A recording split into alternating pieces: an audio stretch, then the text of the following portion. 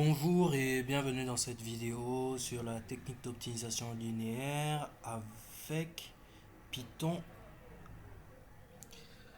Dans cette vidéo, je vais vous présenter un algorithme de simplex. C'est un algorithme de programmation linéaire qui sert à optimiser des variables sous contrainte. Alors, il est sous format de cours magistral, c'est-à-dire que vous aurez des slides qui décrivent, qui vous expliquent un peu en fait ce que c'est que la programmation linéaire ou optimisation linéaire. Et en fin de vidéo, vous aurez droit à un lien pour pouvoir télécharger le code source et le cours, bien sûr. Merci pour votre attention et bonne lecture. En introduction, la programmation linéaire ou LP, également appelée optimisation linéaire, est une méthode pour obtenir le meilleur résultat tel que le profit maximum ou le coût le plus bas dans un modèle mathématique dont les exigences sont représentées par des relations linéaires. La programmation linéaire est un cas particulier de la programmation mathématique, également appelée optimisation mathématique. Plus formellement, la programmation linéaire est une technique d'optimisation d'une fonction objectif linéaire soumise à des contraintes d'égalité linéaire et d'inégalité linéaire. Sa région réalisable est un polytope convexe qui est un ensemble défini comme l'intersection de plusieurs demi-espaces finis, chacun étant défini par une inégalité linéaire.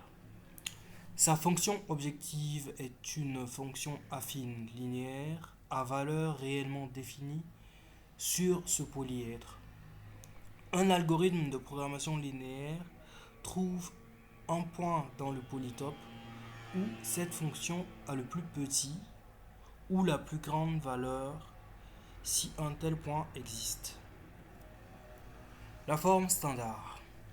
La forme standard est une forme habituelle et la plus intuitive à décrire un problème de programmation linéaire. Se compose de trois parties. Une fonction linéaire à maximiser, exemple f de x1, x2, égale à c1, x1, contrainte 1, x1, plus contrainte 2, x2. Les contraintes de problème de la forme suivante, par exemple A11 x1 plus A12 x2 inférieur ou égal à B1, A21 x1 plus A22 x2 inférieur ou égal à B2, A31 x1 plus A32 x2 inférieur ou égal à B3, et de non négatives variables. Exemple, x1 supérieur ou égal à 0, x2 supérieur ou égal à 0. Le problème est généralement exprimé sous forme matricielle, puis devient max ctx à x inférieur pour tout x inférieur ou égal à b privé de x supérieur ou égal à 0. D'autres formes telles que les problèmes de minimisation, les problèmes de contraintes sur les formes alternatives, ainsi que les problèmes impliquant des variables négatives peuvent toujours être réécrites en un problème équivalent sous forme standard. Par exemple, supposons qu'un agriculteur dispose d'un terrain agricole, disons, de longueur L km². Pour être planté du blé ou de l'orge ou d'une combinaison des deux, l'agriculteur a une quantité limitée d'engrais, F kg, et de pesticides, P kg. Chaque kilomètre carré de blé nécessite F1 kg d'engrais et P1 kg de pesticides. Tandis que chaque kilomètre carré d'orge, F2 kg d'engrais et P2 kg de pesticides. Soit S1 le prix de vente du blé et S2 le prix de vente de l'orge. Si nous désignons la superficie des terres plantées de blé et d'orge par X1 et X2 respectivement, alors le profit peut être maximisé en choisissant des valeurs d'optimisation pour X1 et X2. Ce problème peut être alors exprimé avec le problème de programmation linéaire suivant sous la forme standard. Maximiser S1 X1 plus S2 X2 sous contrainte X1 plus X2 inférieur ou égal à L, limite de superficie totale,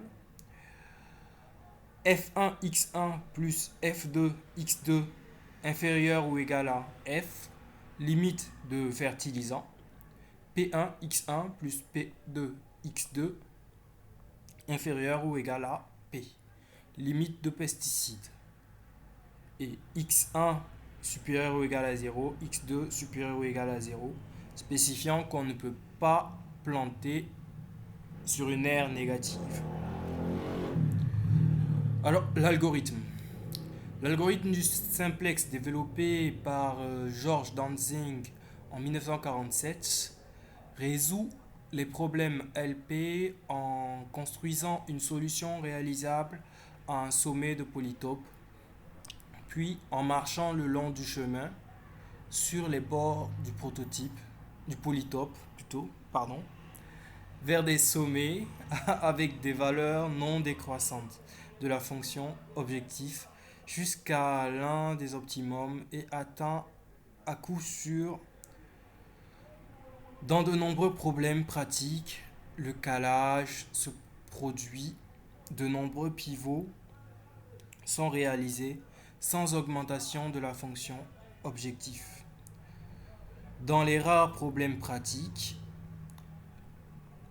les versions habituelles de l'algorithme simplex peuvent en fait tourner. Pour éviter les cycles, les chercheurs ont développé de nouvelles règles de pivotement. En pratique, l'algorithme simplex est assez efficace et peut être garanti pour trouver l'optimum global si certaines précautions contre le cyclage sont prises.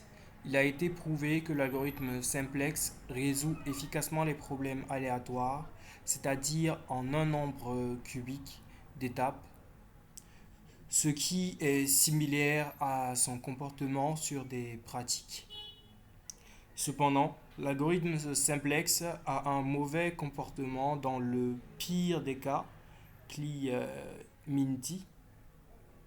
On construit une famille de problèmes de programmation linéaire pour lequel la méthode simplex prend un certain nombre d'étapes exceptionnelles dans la taille du problème.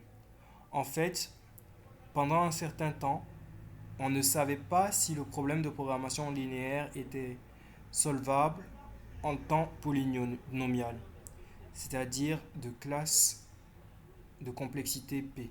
Vous connaissez la classe de complexité P, NP, vous savez ça. Alors, voyons un peu ce que ça donne en Python.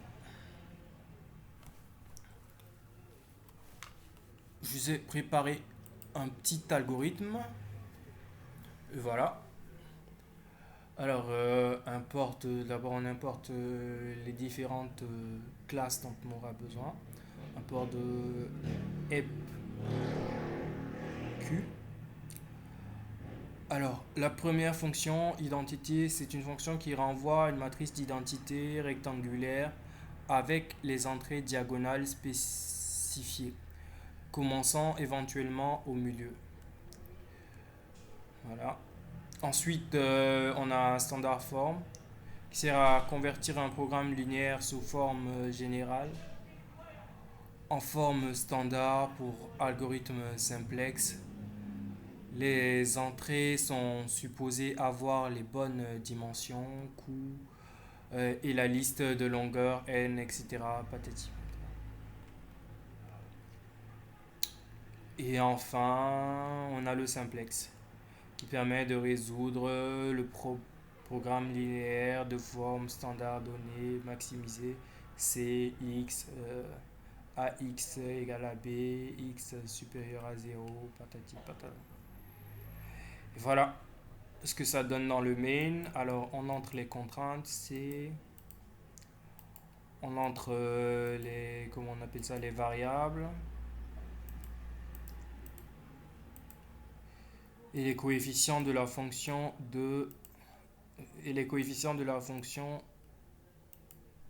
à maximiser. On ajoute, comment on appelle ça, les variables stack. Et ensuite, on lance l'algorithme du simplex.